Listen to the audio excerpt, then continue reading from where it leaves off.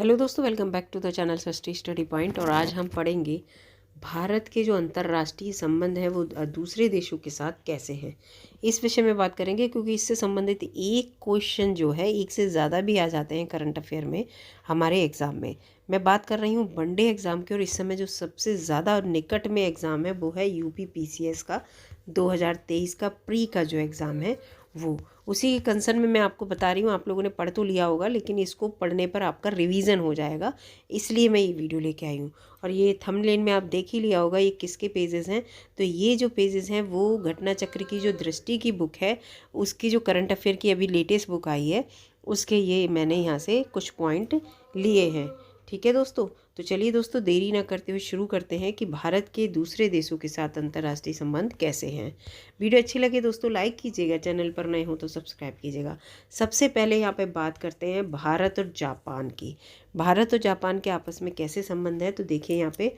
और अभी कौन सी मीटिंग हुई है, कौन से सम्मेलन हुए हैं जिसमें इन लोगों ने समझौते किए हैं, ये सारी बातें इस वीडियो में हम करेंगे। तो 20-21 मार्च 2023 के मध्य जापान के प्रधानमंत्री, याद कर लीजिएगा दोस्तों, फूमियो किशिदा भारत की आधिकारिक यात्रा पर रहे। श्री किशिदा की ये भारत यात्रा अनौपचारिक थी, ये भी याद कर लीजिएगा, क्योंकि कथन और कारण वाले क्वेश्चन में आता है दोस्तों, और बहुत कंफ्यूज्ड हो जाते हैं। और यह भारत जापान के मध्य वर्ष 2006 से आयोजित किए जा रहे वार्षिक द्विपक्षीय शिखर सम्मेलन की का भाग नहीं थी। मतलब उनकी जो यात्रा थी वो एक अनौपचारिक थी, ऐसा नहीं था। वो जो 2006 से शिखर सम्मेलन चला आ रहा है वार्षिक द्विपक्षीय, यानी कि भारत और जापान के बीच में, उसके अंतर्गत फूमियो किशिदा जो थे वो नहीं आए थे भारत। ठीक है, इसको याद रखिएगा। ज्ञातव्य है, आपको बता दें यहाँ पे कि 14वां भारत जापान वार्षिक शिखर सम्मेलन मार्च 2022 में आयोजित किया गया था। ठीक है, 14वां भारत जापान वार्षिक शिखर सम्मेलन की बात हो रही है। उल्लेखनीय है कि वर्ष 2022 में भारत जापान राजनयिक संबंधों की स्थापना की 70वीं वर्षगांठ मनाई गई।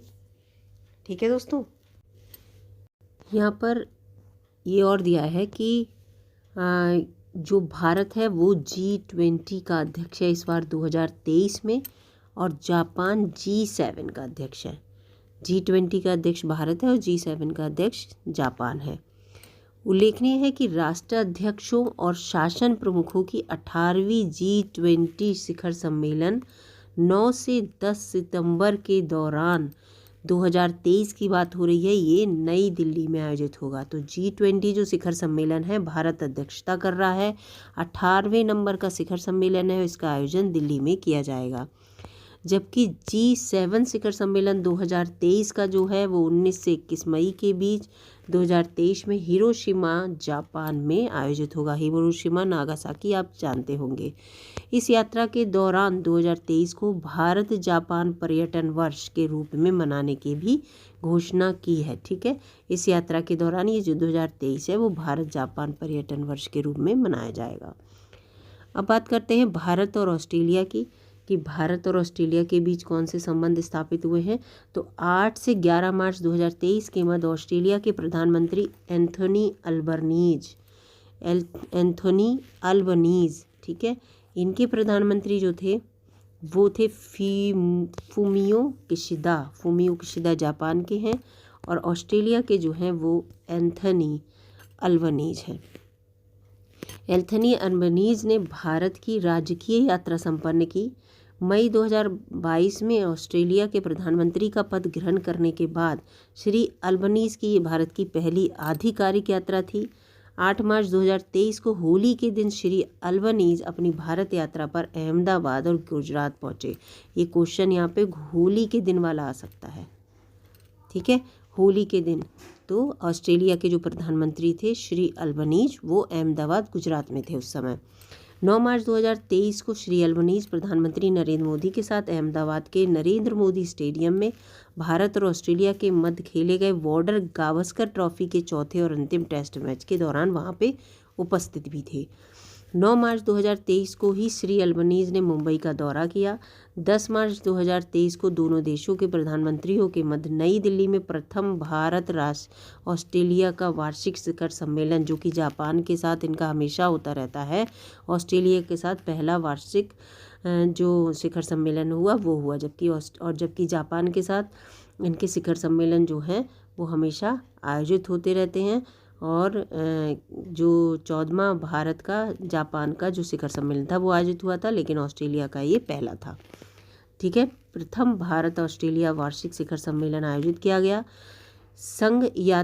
ये भी आपको बता दिया जाए कि यात्रा के दौरान दोनों देशों के मध्य 4 दस्तावेजों को आदान प्रदान किया गया। कथन और कारक के हिसाब से इम्पॉर्टेंट है ये। ठीक है, और ऑस्ट्रेलिया के प्रधानमंत्री फिर से आपको बता दूं एंथनी अल्बनीज़ हैं।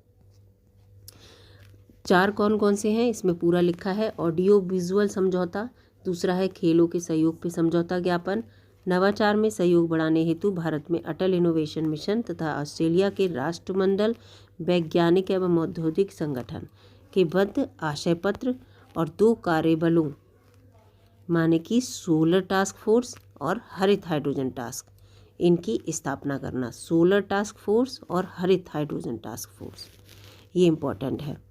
भारत ऑस्ट्रेलिया के नवाचार पारितंत्रों को एक साथ लाने के उद्देश्य से भारत ऑस्ट्रेलिया नवाचार एवं प्रौद्योगिकी की चुनौती IAITC, यहाँ पे पूरा ही फुल फॉर्म लिखी है, इंडियन ऑस्ट्रेलिया इनोवेशन, ठीक है, एंड टेक्नोलॉजी चैलेंज, ये पूरी यहाँ पे IAITC की घोषणा की गई। 1 मार्च 2023 को 15 दिवसीय प्रथम जनरल रावत भारत ऑस्ट्रेलिया युवा अधिकारी रक्षा विनिमय कार्यक्रम का आरंभ हुआ। और यहाँ पे फिर ये लिखा है पूरा 2 मार्च 2023 को योग्यताओं को पारस्परिक मान्यता देने हेतु भारत और ऑस्ट्रेलिया के मध्य एक ढांचागत तंत्र पर भी हस्ताक्षर किए गए। ये दोनों देशों के बीच छात्रों और पेशेवरों की आवाजाही को आसान बनाने में मदद करेगा, क्योंकि क्वालिफिकेशन के लिए स्टूडेंट की ज़रूरत के लिए इम्पॉर्टेंट है। फिर यहाँ पे पूरा लिखा है डीकिन विश्वविद्यालय भारत में अपनी शाखा खोलने वाला पहला विदेशी विश्वविद्यालय है डीकिन। ठीक है, भारत में अपनी शाखा खोल रहा है ये। 3 मार्च 2023 को ऑस्ट्रेलिया के डीकिन विश्वविद्यालय को भारत में अपनी अंतर्राष्ट्रीय शाखा खोलने की मंजूरी मिल गई है। ये पहला विदेशी विश्वविद्यालय है जिसकी कोई भी शाखा भारत में स्थापित की जाएगी। डीकिन विश्वविद्यालय गिफ्ट सिटी गांधीनगर गुजरात में, ये गिफ्ट सिटी गांधीनगर गुजरात याद कर लीजिएगा, में अपनी अंतर्राष्ट्रीय शाखा जो है खोलेगा। ठीक है, गिफ्ट सिटी कौन सा? गांधीनगर गुजरात। इसकी स्थापना हेतु मंजूरी अंतर्राष्ट्रीय वित्तीय सेवा केंद्र प्राधिकरण द्वारा प्रदान की गई है। उल्लेखनीय है कि अक्टूबर 2022 में IFSCA अंतर्राष्ट्रीय वित्तीय सेवा केंद्र प्राधिकरण और पूरा यहाँ पे लिखा है प्राधिकरण विनिमय 2022 के द्वारा अधिसूचित किया गया था। ठीक है, ये याद कर लीजिएगा, सबसे इम्पोर्टेंट यही है। डीकिन विश्वविद्यालय ऑस्ट्रेलिया का है, ये पहला जो है इसकी एक शाखा जो है हमारे देश में खोली जा रही है। और कहाँ खोली जा रही है? हमारा गिफ्ट सिटी है गांधीनगर गुजरात, उसमें खोली जा रही है। ठीक है, इंपॉर्टेंट हो जाता है। फिर आ गया ऑस्ट्रेलिया भारत ऑस्ट्रेलिया ECTA क्या है? भारत ऑस्ट्रेलिया ECTA 29 दिसंबर 2022 को भारत ऑस्ट्रेलिया आर्थिक सहयोग और व्यापार समझौता लागू हो गया। ये आर्थिक सहयोग और व्यापार समझौता ध्यातव्य है कि भारत और ऑस्ट्रेलिया के बीच आर्थिक सहयोग और व्यापार समझौता यानी कि India Australian economic cooperation and trade agreement. ठीक है, India Australian economic cooperation and trade agreement. ठीक है, ये है economic cooperation and trade agreement. ठीक है, तो यहाँ पे पूरा लिखा है इंड-ऑस। फिर ECTA 2 अप्रैल 2022 को इसमें हस्ताक्षर हुए ट्रेड के लिए इन दोनों के बीच। भारत ने वर्ष 2022 के दौरान 2 व्यापार समझौतों को प्रभावी बनाने के लिए अद्वितीय गौरव हासिल किया है। उल्लेखनीय है कि भारत और ऑस्ट्रेलिया का जो व्यापार से संबंधित समझौता हुआ, इससे पूर्व भारत और UAE के साथ भी व्यापक आर्थिक समझौते पर वो हस्ताक्षर हुए हैं। तो इसे SEPA कहा गया है, कॉम्प्रिहेंसिव इकोनॉमिक पार्टनरशिप एग्रीमेंट। ठीक है, इसे SEPA बोला है जो UAE के साथ है, और जो ऑस्ट्रेलिया के साथ है वो ECTA बोला गया है। इसको याद कर लीजिएगा, SEPA और ECTA इस बार इनके साइन हुए हैं। ये 1 दशक से भी अधिक की अवधि के बाद किसी विकसित देश के साथ भारत का पहला व्यापार समझौता है। ठीक है, किसी विकसित देश के साथ पहला व्यापार समझौता है, ये याद रखिएगा। उल्लेखनीय है इससे पूर्व भारत ने वर्ष 2011 में जापान के साथ व्यापक आर्थिक भागीदारी 2011 में बता रहे हैं 2011 में व्यापक आर्थिक भागीदारी समझौता हस्ताक्षर उस पर किए थे। ECTA ऑस्ट्रेलिया से संबंधित है, याद रखना, कि लागू होने से सभी टैरिफ लाइनों पर शून्य सीमा शुल्क के साथ भारतीय वस्तुओं को ऑस्ट्रेलियाई बाजार तक पहुंचाया जाएगा, यानी कि टैक्स नहीं लगेगा इन पे, सीमा का जो टैक्स लगता है ECTA के तहत। और UAE के साथ कौन सा है, सेपा। इसके साथ यहाँ पे पूरा लिखा है कि मूल के संदर्भ में 90% ऑस्ट्रेलियाई निर्यात को भारतीय बाजार में शुल्क मुक्त पहुँच प्राप्त होगी। ECTA के तहत 90% से अधिक, ठीक है। ECTA के तहत ऑस्ट्रेलिया भारतीय छात्रों को 4 वर्ष तक की अवधि के लिए पढ़ाई उपरांत कार्य वीज़ा उपलब्ध कराएगी। अगर कोई पढ़ना चाहता है तो उसके लिए वीज़ा मिलेगा पढ़ने के लिए 4 वर्ष के लिए। इससे ऑस्ट्रेलिया में अध्ययनरत 1 लाख से अधिक भारतीय छात्रों को लाभ मिलेगा, ठीक है। इस समझौते के परिणाम स्वरूप सूचना प्रौद्योगिकी यानी कि IT सेवाओं में दोहरा कराधान भी समाप्त हो जाएगा, जो डबल टैक्सेशन होता है वो समाप्त हो जाएगा। उल्लेखनीय है कि ऑस्ट्रेलिया अपने घरेलू कराधान कानून में संशोधन के माध्यम से ऑस्ट्रेलिया को तकनीकी सेवाएं प्रदान करने वाली भारतीय फर्मों की ऑफशोर आय का मतलब क्या हुआ, जो वो होती हैं, क्या कहते हैं, तटीय किनारे वाली के कराधान को बंद करने में सहमत हो जाएंगे, ठीक है। तो ये हो जाएगा, इसमें ये संशोधन हो जाएगा, जो टैक्सेशन से रिलैक्सेशन मिलेगा हर क्षेत्र में, चाहे वो तटीय क्षेत्र हो, चाहे हम अपने भूमि वाले रास्ते से इधर उधर से अपना सामान जो है आयात निर्यात करते हो। अब आया भारत और भूटान का संबंध कैसा है। हमने पढ़ लिया भारत और जापान का, और उसके बाद हमने पढ़ा भारत और ऑस्ट्रेलिया का। अब हम पढ़ रहे हैं भारत और जापान का। 3 से 5 अप्रैल 2023 के मध्य भूटान नरेश जिग्मे खेसर नाम ख्याल बांगचुक। भूटान नरेश कौन है, जिग्मे खेसर नाम ख्याल बांगचुक, यानी कि जिसका भी आप नाम ख्यालों में लाएंगे वो भूटान की बात हम कर रहे हैं, ऐसे रट लीजिएगा तो आपको याद हो जाएगा, ठीक है। ने भारत की आधिकारिक यात्रा की, ठीक है। उल्लेखनीय है भारत भूटान की 13वीं पंचवर्षीय योजना सहयोग हेतु सहमत हो गया है, ठीक है। भारत भूटान की जो 13वीं पंचवर्षीय योजना है उसके लिए भारत जो है सहयोग करने हेतु सहमत हो गया है। उल्लेखनीय है भूटान में भारत के सहयोग से मांगदेछू जल विद्युत परियोजना, जिसकी क्षमता 720 मेगावाट है, का निर्माण किया गया है, जिससे हाल ही में भूटान को सौंप दिया गया, ठीक है। भूटान में भारत के सहयोग से क्या बना, मांगछेसू जल विद्युत परियोजना, यानी कि मांग यानी कि इनने भारत से मांगा था कि हमें ये जल विद्युत परियोजना दे दो, ऐसे आप याद कर सकते हैं। तो भूटान को भारत ने सौंप दिया। भूटान में भारत भूटान सहयोग के माध्यम से विकसित प्रमुख परियोजनाएं हैं। एक तो है पुनात सांगछू जो एक जल विद्युत परियोजना है, ठीक है। पुनात सांगछू यानी कि हम संग को ये परियोजना करेंगे, और इसके साथ साथ यहाँ पे और भी लिखी होंगी, तो ये देख लेते हैं। एक है, वो पहली थी पुनाक सांगछू, ये पुनाक सांगछू 2 है जल विद्युत परियोजना। फिर है गोलोंग छू लगे हैं, फिर है चुखा, ठीक है, छू और फिर चुखा, तो ऐसे याद हो जाएंगी। उल्लेखनीय है कि भारत और भूटान के मध्य एक ऐतिहासिक परियोजना के रूप में सीमा पारिये रेल लिंक का निर्माण प्रस्तावित है, यानी कि ट्रेन का जो रास्ता है वो प्रस्तावित है, सीमा पारिये रेल लिंक, आप समझ लीजिए, क्रॉस बॉर्डर रेल लिंक। ये रेल लिंक कोकराझार असम है हमारा, जो वहाँ से गेलेफू भूटान को जोड़ेगा, यानी कि असम से भूटान अगर आपको जाना है तो ये रेल लिंक बनने वाला है, और इसमें कोकराझार हमारे असम का एक क्षेत्र है, वहाँ से गेलेफू भूटान तक जोड़ेगा। ये भारत और भूटान के मध्य पहला रेल लिंक है। ये होगा अगर जब बन जाएगा, तो इसको भी याद कर लीजिएगा, भारत और भूटान के बीच पहला रेल लिंक होगा, कोकराझार और गेलेफू को जोड़ेगा आपस में। अब आ जाते हैं भारत और इटली संबंध, बहुत इंपॉर्टेंट। 2 से 3 मार्च 2023 की इमेज, इटली की प्रधानमंत्री जॉर्जिया मेलोनी, ठीक है, भारत की राजकीय यात्रा पर संपन्न की इन्होंने, ठीक है, फीमेल हैं जॉर्जिया मेलोनी। इनके साथ इटली के उप प्रधानमंत्री एंटोनियो तजानी और एक उच्च स्तरीय व्यापारिक प्रतिनिधिमंडल भी साथ में आया था, ठीक है। ये 5 वर्षों के अंतराल के बाद इटली के प्रधानमंत्री की पहली द्विपक्षीय यात्रा थी। 5 वर्ष के बाद थी इटली के प्रधानमंत्री की ये द्विपक्षीय यात्रा, इसलिए मैंने बताया आपको, ये इम्पोर्टेंट है, ठीक है। जॉर्जिया मेलोनी आई थी उप प्रधानमंत्री के साथ। उल्लेखनीय है कि अक्टूबर 2018 में इटली के तत्कालीन प्रधानमंत्री, जो उस समय प्रधानमंत्री थे, गियुसेप्पे कांटे, भारत के दौरे पर आए थे। ठीक है। यात्रा के दौरान सुश्री मेलोनी जो हैं ने 8वें रायसीना संवाद 2023 के मुख्य अतिथि और मुख्य वक्ता के रूप में भाग लिया था। ठीक है। उल्लेखनीय है कि वर्ष 2023 में भारत इटली के मध्य राजनयिक संबंधों की स्थापना की 75वीं वर्षगांठ है। ठीक है। आपस में दोनों के संबंध की 75वीं वर्षगांठ है।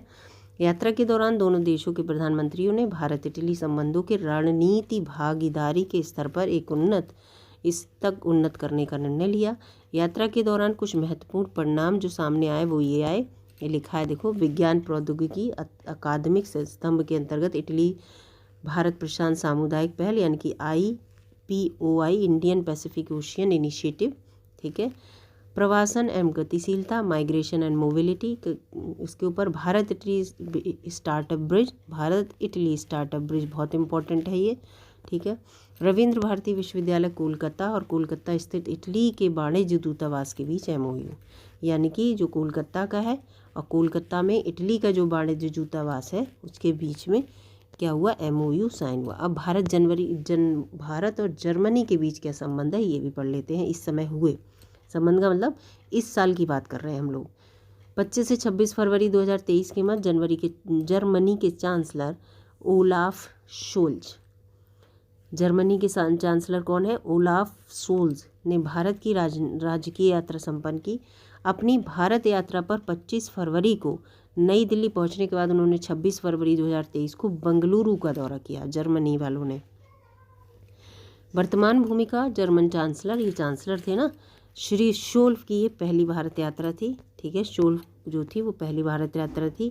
उल्लेखनीय है 2000, इससे पूर्व वे 2000 भारत में हैम्बर्ग शहर के मेयर के रूप में भारत आए थे। जब वो हैम्बर्ग शहर के मेयर थे तब भारत आए थे, लेकिन चांसलर के रूप में शोल्फ पहली बार भारत आए हैं। साथ ही 2011 में द्विवर्षीय अंतर सरकारी परामर्श तंत्र ये जो है कि शुरू होने के बाद किसी जर्मन चांसलर की ये पहली यात्रा है, इसलिए इम्पोर्टेंट हो जाता है। इस यात्रा के दौरान दोनों देशों ने नवाचार और प्रौद्योगिकी पर सहयोग में वृद्धि हेतु एक विजन व्यक्त पर सहमति जताई है। ठीक है।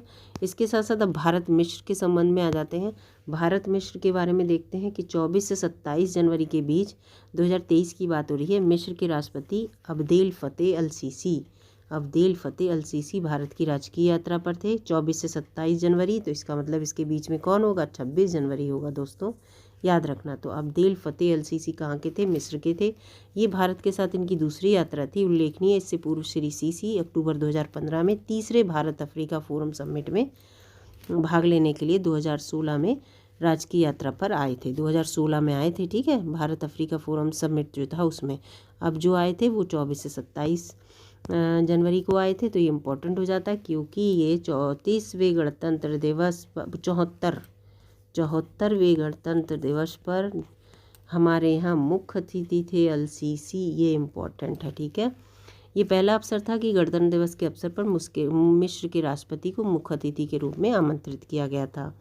मिस्र की सेना की एक सैन्य टुकड़ी भी गणतंत्र दिवस पर परेड में उसने भाग लिया था। 2023 में भारत और मिस्र के बीच राजनयिक संबंधों की स्थापना के 75 वर्ष हो गए हैं। ऐसे ही इटली के साथ हो गए हैं ना।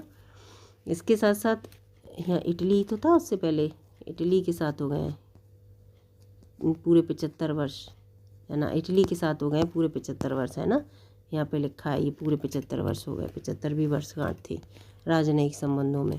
ऐसे ही फिर किसके साथ यहाँ पे दिखा रहे हैं, मिस्र के साथ। मिस्र की तो है अल सीसी, है ना। मिस्र के हैं अल सीसी। कौन है मिस्र के अल सीसी, राष्ट्रपति हैं। ठीक है। तो यहाँ भी इनके 75 वर्ष पूरे हो गए हैं। भारत G20 की अध्यक्षता के दौरान मिस्र को अतिथि देश के रूप में आमंत्रित उसने किया है कि आप हमारे यहाँ अतिथि हैं, आना। G20 की जब अध्यक्षता हम करेंगे मीटिंग होगी, और मैंने ऊपर बता ही दिया मीटिंग कब होगी। यात्रा के दौरान भारत मिस्र संबंधों को राजनीतिक भागीदारी तक उन्नत करने की घोषणा की गई है, जिसमें राजनीतिक, सुरक्षा, रक्षा, ऊर्जा और आर्थिक क्षेत्र शामिल है। यात्रा के दौरान विभिन्न क्षेत्रों में 5 MOUs की पर सहमति बनी है। वो 5 क्षेत्र कौन से यहाँ पे लिखे हैं। एक है साइबर सुरक्षा का क्षेत्र, दूसरा है सूचना प्रौद्योगिकी का क्षेत्र, तीसरा है संस्कृति का क्षेत्र, चौथा है युवा मामलों के सहयोग के क्षेत्र में, और पांचवा है प्रशासन यानी कि ब्रॉडकास्टिंग, जिसे हम प्रसारण कहते हैं, प्रसारण के सहयोग में। ठीक है, तो इसको याद रखिएगा। और इसके साथ साथ यहाँ पे लिखा है कि 2023 में प्रस्तावित मिस्र की त्रिसेवाभ्यास ट्राई सर्विसेज एक्सरसाइज और ब्राइट स्टार में भाग लेने हेतु इन्हें आमंत्रित किया गया है। ठीक है, सितंबर 2023 में जो होगी भारत में, इसके लिए भी इन्हें आमंत्रित किया गया है। कौन कौन सी? एक तो त्रिसेवाभ्यास है और दूसरा ब्राइट स्टार है। ठीक है, इन दोनों के लिए ये आमंत्रित किए जा चुके हैं भारत की ओर से। नहीं, भारत को किया है, भारत को आमंत्रित किया है मिस्र ने, याद रखना, कंफ्यूज मत होइए। यहाँ पे भारत को आमंत्रित किया है मिस्र ने त्रिसेवाभ्यास के लिए, और ब्राइट स्टार में आमंत्रित किया है। फिर आगे भारत और बांग्लादेश के संबंध, तो हमारा बिल्कुल पड़ोस का ही वो है देश। तो 5 से 8 सितंबर 2022 के मध्य बांग्लादेश की प्रधानमंत्री कौन? शेख हसीना भारत की राजकीय यात्रा पे आई, और इनके बारे में पूरा यहाँ पे पढ़ लेते हैं कि यात्रा के दौरान बांग्लादेश की प्रधानमंत्री 8 सितंबर 2022 को अब अजमेर के सूफी संत ख्वाजा मोइनुद्दीन चिश्ती की दरगाह पर भी गईं। यात्रा के दौरान जल शक्ति मंत्रालय, भारत सरकार और जल संसाधन मंत्रालय, बांग्लादेश सरकार के बीच भारत और बांग्लादेश की सीमा पर बहने वाली नदी कुशियारा से पानी की निकासी पर समझौता हुआ। कुशियारा पे भारत और बांग्लादेश के बीच समझौता हुआ, याद रखना। ठीक है, कुशियारा नदी बराक नदी की शाखा है जो असम से होकर बांग्लादेश में बहती है। ये भी याद कर लेना, क्वेश्चन आ सकता है। कुशियारा नदी पर जो है समझौता हुआ है भारत और बांग्लादेश का। ठीक है, बांग्लादेश में शाह आता है, इसमें भी शाह आता है। कुशियारा माने क्या हुआ, हम सब में खुशियाँ करके याद कर सकते हो। और ये बराक की नदी है, उसकी शाखा याद रखना, असम से बांग्लादेश तक बहती है। इसको रट लीजिएगा, आ सकता है क्वेश्चन। ये बांग्लादेश की यात्रा ना आए, ऐसे करके आ जाए कि बराक की जो शाखा जो है कौन सी नदी है, ऐसे करके। यात्रा के दौरान दोनों नेताओं के द्वारा मैत्री ऊर्जा संयंत्र की इकाई का अनावरण किया गया। उल्लेखनीय है कि मैत्री ऊर्जा संयंत्र का सुपर क्रिटिकल कोयला आधारित ताप ऊर्जा संयंत्र है ये। ठीक है, जो मैत्री ऊर्जा संयंत्र है जो बांग्लादेश के खुलना डिवीज़न के रामपाल में स्थित है, बांग्लादेश में स्थित है। ये संयंत्र $2 बिलियन की अनुमानित लागत से स्थापित किया गया है, जिसमें $1.6 बिलियन भारतीय विकास सहायता शामिल है। ठीक है, इसके अतिरिक्त एक और है, दोनों पक्षों द्वारा रूपसा रेल पुल का उद्घाटन किया गया। रूपसा रेल पुल बन रहा है, कोई रेल ट्रेन से संबंधित, रूपसा नाम का, याद रखना। 5.13 किलोमीटर लंबा ये पुल बांग्लादेश के मोंगलापत्तम को खुलना से जोड़ता है। ठीक है, मोंगलापत्तम को खुलना से जोड़ता है। साथ ही ये पश्चिम बंगाल के पेट्रापोल और गेंडे में भारतीय सीमा तक की एक कनेक्टिविटी प्रदान करता है। ठीक है, भारतीय बांग्लादेश मैत्री पाइपलाइन है, ये इंपॉर्टेंट है क्वेश्चन। भारतीय बांग्लादेश मैत्री पाइपलाइन 18 मार्च 2023 को प्रधानमंत्री नरेंद्र मोदी और बांग्लादेश के प्रधानमंत्री शेख हसीना ने संयुक्त रूप से वर्चुअल माध्यम से, ठीक है, वर्चुअली क्या होता है कि हम आमने सामने नहीं बैठे लेकिन ऑनलाइन बात कर रहे हैं। भारत बांग्लादेश मैत्री पाइपलाइन IVFP यानी कि इंडिया बांग्लादेश फ्रेंडशिप पाइपलाइन का उद्घाटन किया। ठीक है, इस पाइपलाइन के निर्माण की आधारशिला देखो सितंबर 2018 में, मैंने बताया काफ़ी ये पुराना मेरा पड़ा हुआ है, 2018 में रखी गई थी। भारत और बांग्लादेश के बीच पहली सीमा पार ऊर्जा पाइपलाइन ये है। ठीक है, इसमें बांग्लादेश को 1 मिलियन मीट्रिक टन प्रतिवर्ष उच्च स्पीड डीजल को परिवहन यहाँ पे किया जाएगा इस पाइपलाइन के थ्रू। ये पाइपलाइन नुमालीगढ़ रिफाइनरी लिमिटेड के सिलीगुड़ी स्थित विपणन टर्मिनल से बांग्लादेश पेट्रोलियम कॉरपोरेशन के पावर्तीपुर डिपो को जो है डिपो तक विस्तृत है। ठीक है, बांग्लादेश का पावर्तीपुर और हमारा सिलीगुड़ी तक, याद रखना। इस पाइपलाइन की लंबाई 131.57 किलोमीटर कथन कारक में आ जाता है दोस्तों, इसलिए इसको पढ़ लीजिएगा। और मैंने कोशिश की है कि जो इस साल जितने भी दूसरे देशों के साथ संबंध बने हैं और जो इस बुक में दिए थे वो सारे मैंने आपको अच्छे से बताने की कोशिश की है। और अगर कहीं मुझे अंतर्राष्ट्रीय संबंध से संबंधित कुछ मिलेगा डाटा तो मैं आपको ज़रूर बताऊंगी। वीडियो अच्छी लगी हो दोस्तों लाइक कीजिएगा और चैनल पर नए हो तो सब्सक्राइब कीजिएगा। धन्यवाद दोस्तों।